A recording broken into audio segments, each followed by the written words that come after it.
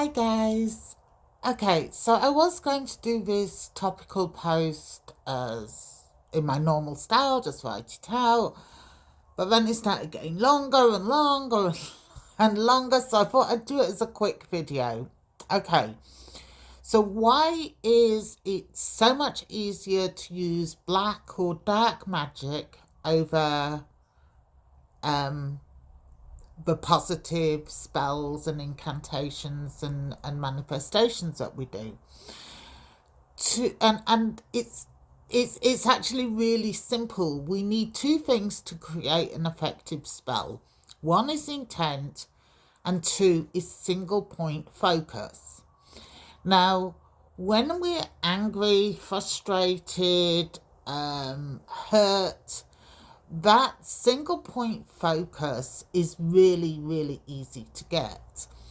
When we're happy, our brains are a bit like clouds and rainbows and unicorns, so it's harder to get that single point focus.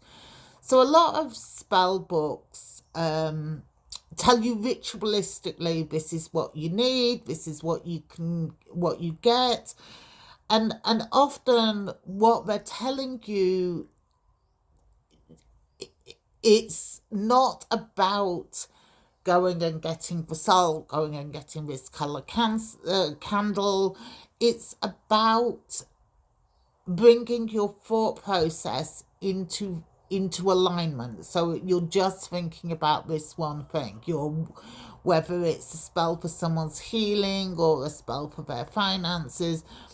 So what it is it's getting you to collect things together and then follow a very, very rigid ritual where you sit down, you focus. Now, when you're angry or frustrated or hurt, that becomes a single point focus and it's directed at whoever's hurt or upset you. So that ritual part of it isn't necessary to create the single point focus. So it's not that they're easier per se, it's more our brains work in a way that it's easy for us to direct anger, to get angry with someone, whereas when we're positive it's easier to get distracted. Okay, hope this makes sense. So when we're wishing ill intent on someone, we're focused on that person, we're angry with that person, we're not thinking about the weather, we're not thinking about our pets. We are thinking about this person has hurt me, this person has upset me, and so we create that single point focus. Where a lot of people fail with manifestations and spells is creating that single point focus, because we're trying to create it through this cloud of love and light and white and pink and butterflies and unicorns, and so the ritualistic side of that brings us into a very small window where we can focus 110%, and that's what the ritual is about. The reality is that a lot of spells do not need a spell book, they do not need the ritual, they need the single point focus. When you're happy and loved up and you're feeling positive, it is very difficult to create that single point focus. So yes, it is a lot easier to do dark or black magic because we've really narrowed that to a laser pointer where we're directing it.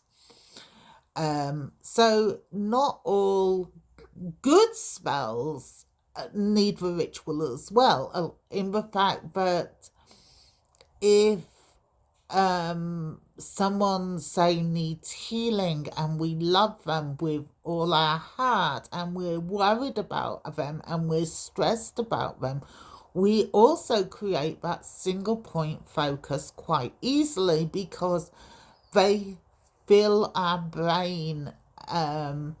And creating single point focus for any kind of spell, be it good or bad, is about filling our brain, directing that energy to that person. So there's certain good spells that are easy to do, in the fact that what the ritual does, which is create the single point focus, our heart's doing because this is someone we love and care about. Okay, I hope that makes sense.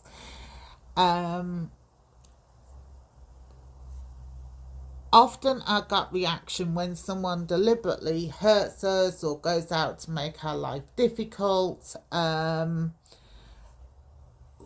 is that knee-jerk reaction.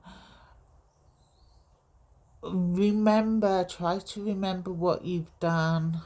When that anger subsides, try to undo what you've done, because spells, like everything else in life, does have karmic come